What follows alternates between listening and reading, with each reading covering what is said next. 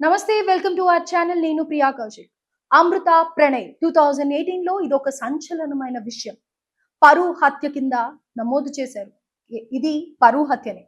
ఎందుకంటే తన కూతురు 9th క్లాస్‌లోనే లవ్ చేసింది అని తెలుసుకున్న తండ్రి 10th క్లాస్‌లో తనని మొదటిసారి కొట్టడం, అలాగే హెచ్చరించడం, ఇది సరైన పద్ధతి కాదు అని చెప్పి తనని ఇంట్లోనే చదువు ఆపేసి కూర్చోబెట్టడం. ఆ తర్వాత అమృత ప్రణయ్‌లు 7 ఏళ్లు ప్రేమ ప్రయాణం సాగించి దాని తర్వాత కొన్ని రోజులకి 7 ఏళ్ల తర్వాత పెళ్లి చేసుకున్నారు. వాళ్ళిద్దరూ కూడా జీవనం సాగించారు. అత్తగారింట్లోనే ఉంటూ అమృత ప్రణయ్ హ్యాపీగా ఉన్న సమయంలో ఇవన్నీ చూసిన మారుతీరావు తట్టుకోలేక సుపారి మనుషుల్ని పెట్టి ఎన్నో కోట్లు డబ్బులిచ్చి ప్రణయ్‌ని హత్య చేయించారు. ఇందులో A1 గా ఉన్న మారుతీరావు 2020 మార్చ్ 7న సూసైడ్ చేసుకున్నాడు ఆర్య వైశ్య భవన్‌లో. ఇది అందరికీ తెలిసిందే. దాని తర్వాత A2గా సుభాష్ శర్మ ఎవరైతే ఉన్నాడో బీహార్ నుంచి వచ్చాడు. ఇతను చాలా కరుడుగట్టిన నేరస్తుడు. ఇంతకు ముందే అతని మీద ఎన్నో కేసులున్నాయి. అయితే ఇందులో A3గా అస్గర్ అలీ, A4గా అబ్దుల్ బారీ, A6గా శ్రవణ్ కుమార్, అమృత బాబాయ్, A5గా ఏఎం కరీం, A7గా శివ, A8గా నిజాం. వీళ్ళు ఎవరైతే ఉన్నారో ఇందులో ముగ్గురు కూడా క్రైమ్, వాళ్ళకి ఆల్రెడీ వాళ్ళ మీద ఎన్నో కేసులు ఉన్నాయి.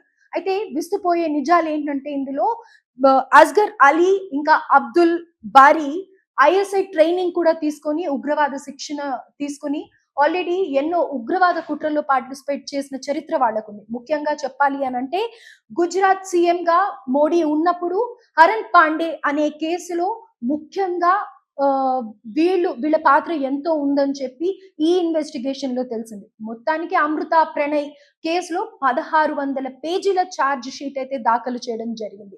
5 సంవత్సరాల 9 నెలల పాటు ఈ కేసులో ఎన్నో విస్తుపోయే నిజాలు, ఎన్నో అవకతవకలు చేసే సందర్భాలు ఉన్నప్పటికీ అప్పటి ఎస్పీ రంగనాథ్ గారు ఎంతో చాకచక్యంగా, అలాగే బాలస్వామి అమృత వాళ్ళ మామగారు, అదే ప్రణయ్ వాళ్ళ తండ్రి ఎవరైతే ఉన్నారో ఆయన నుంచి తీసుకున్న ఆధారాలు, అలాగే అమృత దగ్గర నుంచి తీసుకున్న ఆధారాలు ఎక్కడ కూడా డైవర్షన్ అవ్వకుండా ఈ కేసు ఉండేలాగా చూసుకొని అప్పటి ఇన్వెస్టిగేషన్ ఆఫీసర్స్ కానీ, అక్కడ పనిచేస్తున్న డీసీపీ కానీ, లేకపోతే ఇంకా వేరే ఎవ్వరైనా కానీ ఎంతో ఓపిక్గా కేసు డైవర్ట్ కాకుండా ఎన్నో నిజాల్ని సేకరించి, అలాగే టెక్నికల్ గా కానీ లేకపోతే అక్కడ ఉండే వాళ్ళని కూడా దోషులు ఎవరైతే ఉన్నారో వాళ్ళని కూడా కొన్ని కోట్ల లావాదేవీ జరిగింది కాబట్టి మీకు అందరికీ తెలుసు అమృత వాళ్ళ తండ్రి వ్యాపారస్తుడు.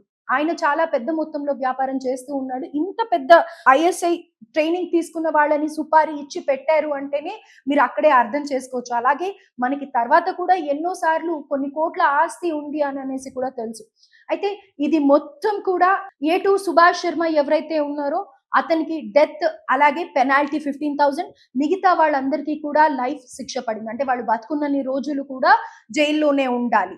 అలాగే ఇప్పుడు ఈ కేసులో వాళ్ళు బెయిల్ తీసుకోవచ్చా అంటే బెయిల్ తీసుకునే అవకాశం లేదు, కానీ అప్పీల్ అయితే చేసుకోవచ్చు. చేసుకున్న సందర్భంలో సుప్రీం కోర్టుకి అయితే ఈ కేసుని పంపించడం జరుగుతుంది, కానీ వాళ్ళకి బెయిల్ వచ్చి ఇంటికి వచ్చే ఛాన్స్ అయితే లేదు.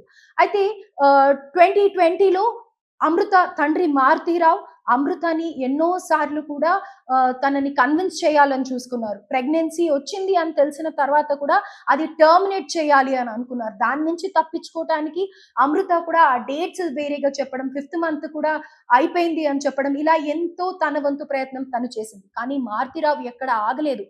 5th మంత్ అయినా సరే పర్వాలేదు అన్నట్టుగా బిహేవ్ చేసి జ్యోతి హాస్పిటల్ ఏదైతే ఉందో దాని ముందర మనం అప్పట్లో సీసీటీవీ ఫుటేజ్ కూడా చూసాము.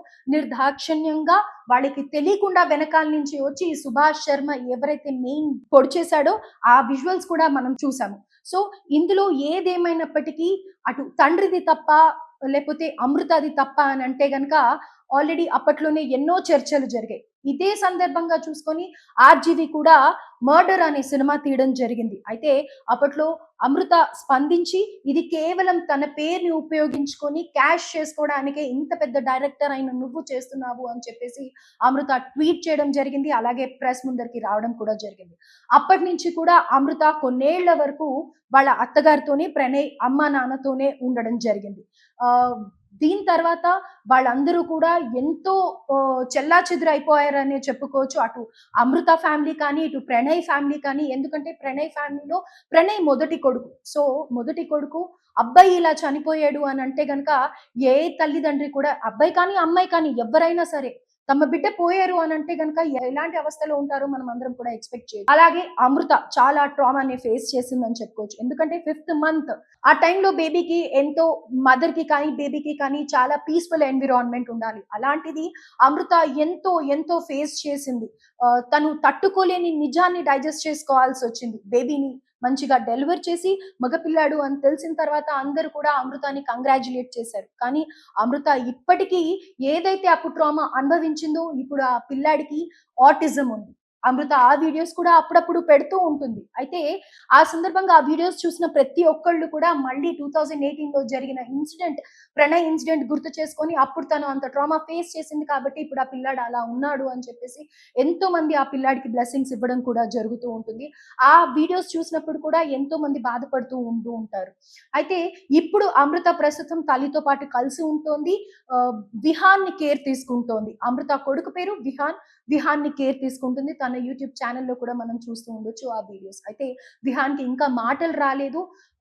మొత్తానికి ఏదేమైనప్పటికీ విహాన్‌కి కానీ, అమృతకి కానీ ఒక సపోర్ట్ ఏ ఆడపిల్లకి కానీ పెళ్ళైన తర్వాత భర్తే ఇంపార్టెంట్ ఉంటుంది. ఎంత ఆస్తి ఉండని, ఎంత అనుభవిస్తూ ఉండని పక్కన తను కోరుకున్న మనిషి, తనకి సపోర్ట్ ఇవ్వాల్సిన మనిషి, తన హ్యాపీనెస్ ఉన్న మనిషి, తన కంఫర్ట్ ఉన్న మనిషి లేకపోయాక ఎన్ని కోట్లున్నా, ఎంతమంది ఉన్నా అది తీర్చలేని బాధ. అలాగే ఇక్కడ మారుతీరావు విషయానికి వస్తే, మారుతీరావు కూడా నిజంగా తప్పు చేశాడా అని అంటే గనక అప్పట్లో పెళ్ళైన తర్వాత వాళ్ళు కొన్ని ఫోటోలు ఏవైతే ఉంటాయో పెళ్లికి సంబంధించిన ఫోటోస్ కాకుండా వాళ్ళిద్దరూ క్లోజ్ గా ఉన్న ఫోటోస్ కానీ రెచ్చగొట్టే విధంగా ఏవైతే ఫోటోస్ పంపించడం జరిగిందో అది మారుతీరావుని మరింత ట్రిగ్గర్ చేసింది అని చెప్పుకోవచ్చు. అదే కక్ష పెంచుకొని, పగ పెంచుకొని అగ్రకులానికి చెందిన అమృత అలాగే దళిత కుటుంబానికి చెందిన ప్రణయ్‌ని పెళ్లి చేసుకోవడం మారుతీరావు ఓర్చుకోలేకపోయారు. అంటే బహుశా మేబీ ఏ తల్లిదండ్రి అయినా అన్నాళ్ళు కని పెంచిన, పోషించిన, అల్లారు ముద్దుగా పెంచుకున్న తల్లిదండ్రులు అలానే రియాక్ట్ అవుతారేమో